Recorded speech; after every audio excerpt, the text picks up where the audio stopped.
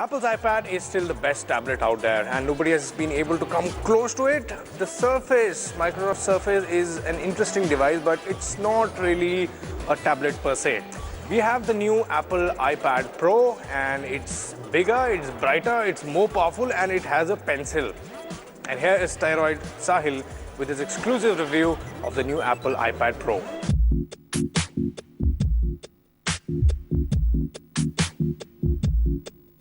Let me ask you guys a question. When you guys need to get work done, real office work done, what is the device you revert to? Chances are it's a laptop. Well, fret not, because I also use one. I use a MacBook Pro and I like its big wide keyboard. I love the screen on it. It's plenty fast, it delivers good battery life, and also while doing all this, it's pretty light also. And now Apple also wants to demonstrate that it can do the same with the iPad.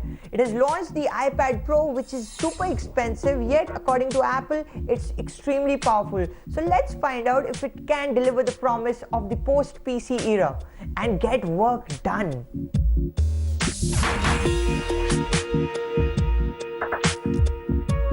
So what's good about the iPad Pro? Well, for starters, it's brilliant at what an iPad does, which means consuming content. I can just lean back and easily handle this iPad despite its massive size with one hand and browse the web, consume a lot of the articles on the India Today website, play games and do whatnot.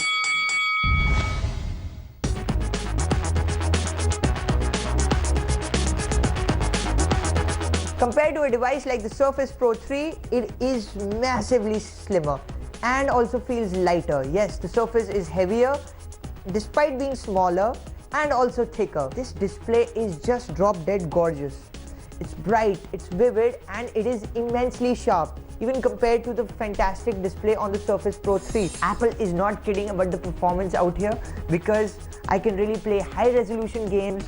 I can edit 3 streams of 4K video in one go, and it just works. You feel no stutters, no lag. This is a monster at multitasking. So I can have my Outlook mail open out here and then cleverly swipe like this, and I have wordplay running out here.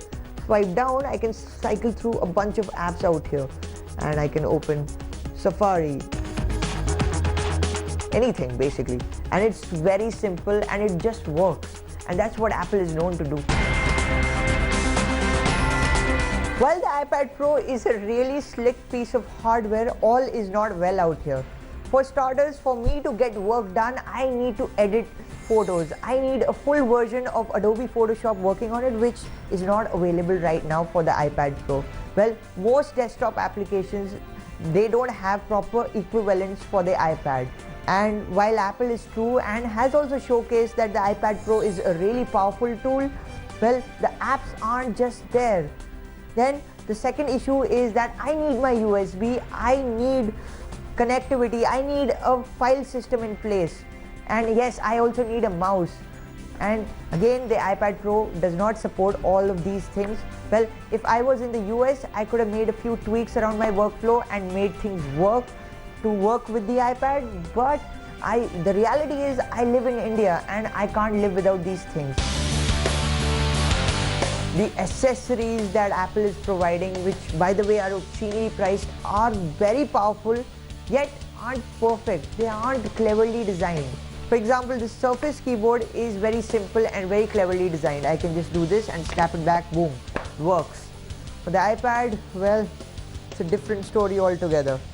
First of all, I have to sort of hope that it sort of latches in, which it has.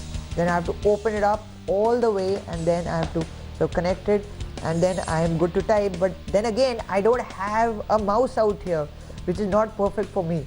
And then there's this curious case of this Apple Pencil, which is huge, yet a very powerful piece of technology. But again, it gets charged in this really stupid and disgusting way. It just dangles like this.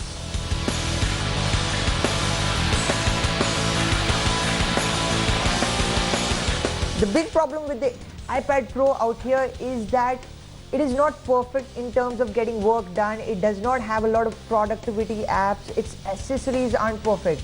While The device itself is a really slick and powerful piece of technology, but we have to remember we are in India. We need to get a lot of things done, and yet again this costs around about 67,000 rupees, which is a lot of money. In fact, you can get a MacBook Air for lesser than this. It's not meant for a person who really wants to get work done. It's meant for an Apple fanatic. It's meant for a person who thinks he can get work done with it but is really winging it.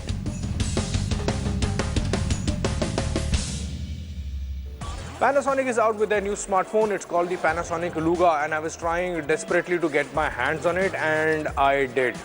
Here is a review.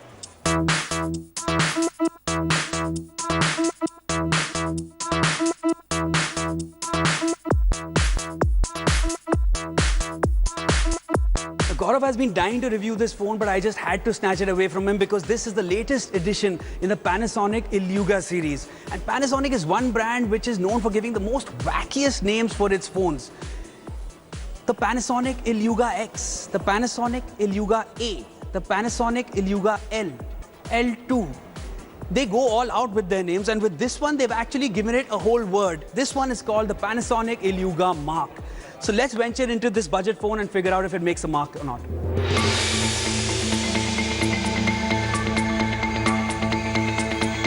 This is the oddly named Panasonic Iluga Mark.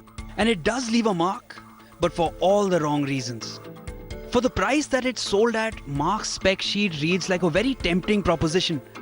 The phone features an octa-core Snapdragon 615 processor, 2 GB of RAM, a 13 megapixel rear camera, 16 GB onboard storage, which is expandable up to 32 GB via micro SD, and a 2500 mAh battery.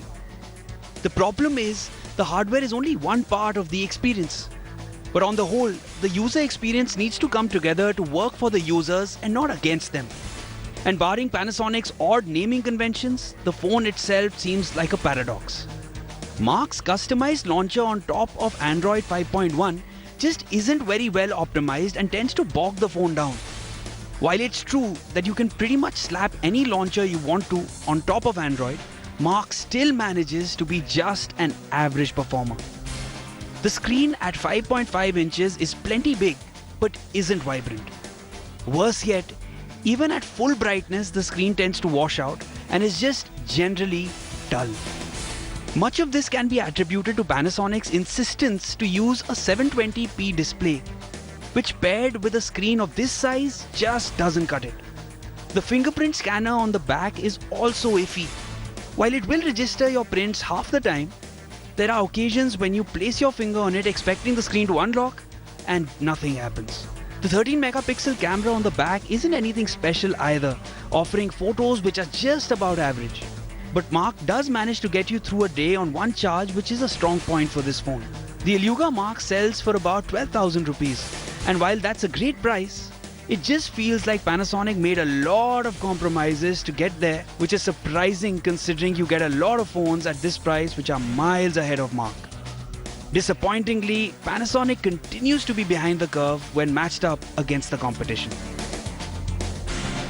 Now, I've had really fond memories of using those old Panasonic cordless landline phones all through my childhood, and I really wished I would have stopped right there and not ventured into the Panasonic Iluga, because clearly this phone has not given me any fond memories whatsoever.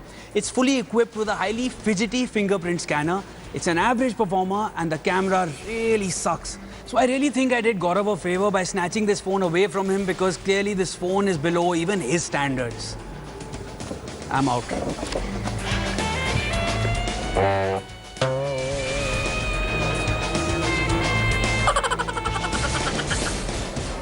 This friend of mine suggested that he can actually make a 3D model of my face and turn it into a cool speaker. Don't believe me? Take a look.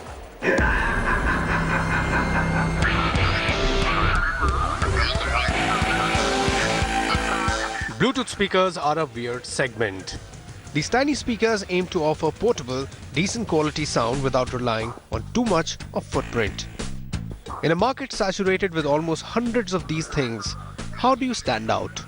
Spire Design seems to think the answer may be in the look of the speakers themselves, and they might be partially correct. Let's get this out of the way first. This is not something that can be called subtle. These things are shaped like a miniature human skull, complete with an annoying laugh. The material used in its construction make it really shiny and lightweight. Needless to say, this is not an aesthetic that will please everyone. You will either love it or hate it.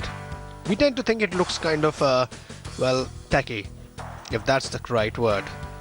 But we are sure there will be tons of people who will love the look of this thing. The eye sockets of the skull, the speaker, house two 4.5 watt satellites, while at the back there is a 9 watt subwoofer. Of course, these things won't get as loud and clear as your desktop or TV speakers, but that's not what they are competing against. For what these are, they sound surprisingly good.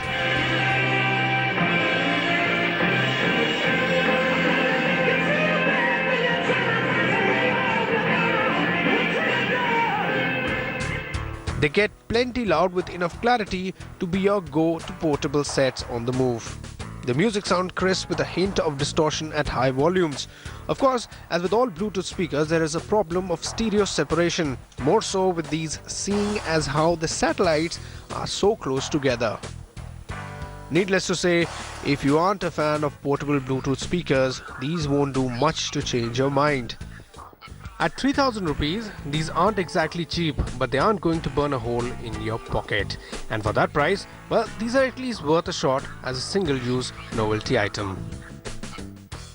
Motorola's Moto G 3rd generation was facing a stiff competition and its popularity was on a decline. So the company decided to give it a turbocharge.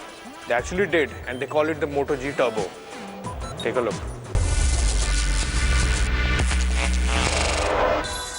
Over the last few years, Motorola's Moto G smartphones have really become popular, not only in India but throughout the world, because they have always provided a blend between reliable performance, an ergonomic design and fast updates for Android.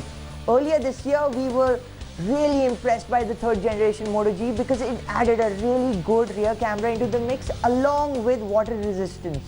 So what else can you add in a phone that costs around about 15,000 rupees? Well, Motorola thinks it can do a little bit more. Its answer is this new Moto G Turbo.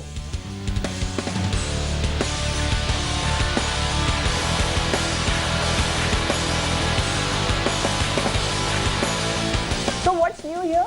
A few subtle changes which really enhance the entire experience of the Moto G. For instance, Motorola has subtly tweaked the fascia of the phone, which overall just make the phone a little prettier and don't affect the ergonomics because you still get this really nice back out here. Also, you get a brain transplant out here. Gone is the quad-core processor, now you get a punchy Qualcomm 615 octa-core processor which really improves the performance and makes the phone pretty fast. Also, now you get a turbocharger through which actually the phone gets its name from. So this basically means this phone is going to charge at a blistering rate.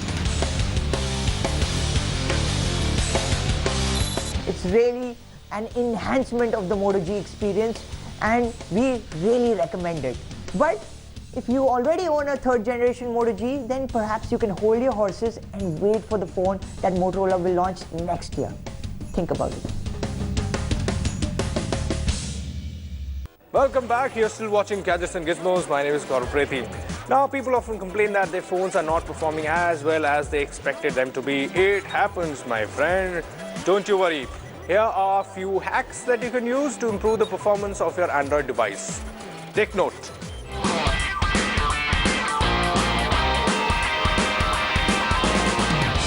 People often complain that their phone is not really giving the performance that it initially did, and this especially happens when your phone is kind of getting old.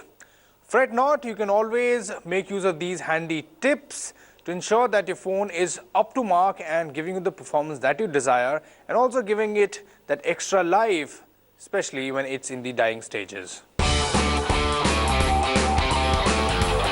What's a smartphone without any apps? But too many apps means having too many people in the room and they will eat all your food. So only keep the apps that you need and uninstall that you don't. And avoid installing apps from third-party stores and torrent sites. Installing apps from unverified sources is calling for unnecessary trouble. Keep track of your system RAM periodically. It doesn't matter if your phone's a multitasking beast with abundance of RAM. Unnecessary resource hogging isn't required. Stick with the apps that you're currently using and kill all that you won't. Keeping your RAM space free gives your phone room to breathe. You won't want to choke it, do you? Now, often people feel very excited when they hear that the memory is expandable via micro SD card to up to 128 GB. But in reality, one should avoid using micro SD card altogether. Now, they might give you that extra space, but in the long run, they will slow your phone down. Keep a check on app updates. Automatic updates are handy, but manuals always better. This way you know what updates are coming your way at all times. Also, you know what's the size and everything, so you'll be aware of how much space they'll be hogging. Avoid filling internal storage to the brim. This means possibly delete or take out old photos or files that you may no longer access on day-to-day basis. An internal storage chip that is almost full has slower, in some cases significantly slower read and write speeds. Those are the few handy tips and tricks that will ensure that your phone's performance is improved, and it also gets that much needed extra life, because we don't want to spend money on the phones all the time. Also, one last tip, avoid using those live wallpapers and widgets, because they will be using all the processing power and the battery all the time. It's very simple. Avoid unnecessary things in life and your life would be awesome. Time to see what's making news in the world of technology. It is time for Tech News. Google CEO Sundar Pichai was in India to speak at the Google for India event in Delhi. The important things that he said was that Google will help women from 3 lakh villages across India to get online within 3 years. Google plans to ramp up engineering presence in Hyderabad to make products for India. Google also plans to have 500 railway stations in India to get Wi-Fi services by 2017. Google will enable live cricket updates through a simple Google search from early 2016. India to have more Android users than the United States of America, and Project Loon, which was announced a couple of years ago, will come to India, said Pichai. Microsoft on Friday launched its budget Windows 10 mobile called the Lumia 550 in India at a price of 9,399 rupees. The Lumia 550 features a polycarbonate shell body and has a 4.7-inch HD IPS display. It's powered by a 1.1 GHz Snapdragon 210 processor with 1 GB RAM and 8 GB internal storage. The single SIM phone supports 4G and runs on Windows 10 mobile out of the box. And also for people who are waiting for that Windows 10 update, well, you'll have to wait a little longer as it's been delayed by early 2016. Indian consumer electronics firm Micromax Informatics will manufacture all of its phones in India by 2018, its co-founder said, as it shifts production from China back home, where costs are becoming cheaper. Micromax brand U on Thursday launched what it claims to be the world's most powerful smartphone, Utopia. The Utopia comes with a 5.2-inch WQHD screen and is powered by a Snapdragon 810 processor with 4 GB of RAM. This 4G-enabled phone is running on Cyanogen OS 12.1 out of the box. The phone also has 32 GB internal storage that can be expanded and is priced at 24,999 rupees. Facebook is offering employees at its Silicon Valley headquarters at least $10,000 to move closer to the office, a reflection of challenges many tech companies face in the increasingly expensive and congested San Francisco Bay Area. To qualify for the payment, which a social networking firm started offering in the last 12 months, the employee must buy or rent a home within 10 miles of Facebook campus. Well, we can just say, lucky you. Alright, with that, it's a wrap. We hope you enjoyed watching the episode, and we'll be back next week with more of Gadgets and Gizmos. See you.